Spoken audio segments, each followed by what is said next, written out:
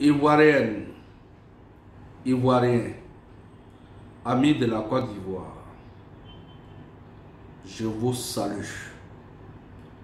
Ce message est dans un premier temps pour féliciter et remercier les forces de défense et de sécurité de la Côte d'Ivoire pour avoir su étouffer dans l'œuf avec professionnalisme et détermination la tentative d'insurrection à laquelle une certaine classe politique ivoirienne frustrée et revancharde, motivée par un dessein égoïste et funeste dont l'aboutissement était le renversement du régime actuel.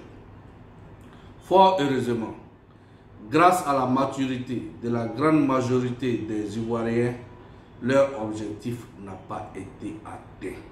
Ce fut un échec lamentable et patent.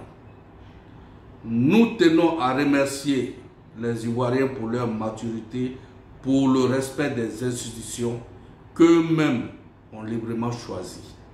Les élections ne se gagnent pas dans la rue. La démocratie, c'est dans les urnes. Et les Ivoiriens l'ont bien compris.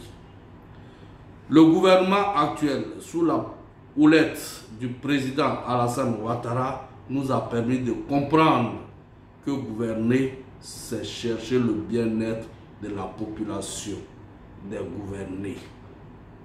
C'est ce que toute l'opposition actuelle n'a pas pu donner aux Ivoiriens lorsqu'ils étaient aux affaires. Nous avons aujourd'hui connu le programme social du gouvernement. Nous avons de l'eau, source de vie. Nous avons de l'électricité, des routes, des hôpitaux, des écoles, des universités, l'amélioration de la condition de vie des Ivoiriens et toute la population vivante en Côte d'Ivoire. Le prix des revenus des paysans, de nos paysans, l'assurance maladie est devenue une réalité aujourd'hui en Côte d'Ivoire. On se félicite des soins à moindre coût que nous recevons dans nos hôpitaux. Le SMIC des fonctionnaires et agents du privé a été revalorisé. Et tout cela pour le bonheur des Ivoiriens. Le président Alassane Ouattara, dont le souci premier est l'amélioration des conditions de vie des Ivoiriens et des Ivoiriennes, continue de nous rendre fiers. C'est nous, les Ivoiriens, qui avons sollicité sa candidature après le décès brutal de notre regretté Amadou Gon Coulibaly pour maintenir la paix et la stabilité dans notre pays parce qu'il en a le droit vu la Constitution, vu que nous sommes dans une nouvelle république.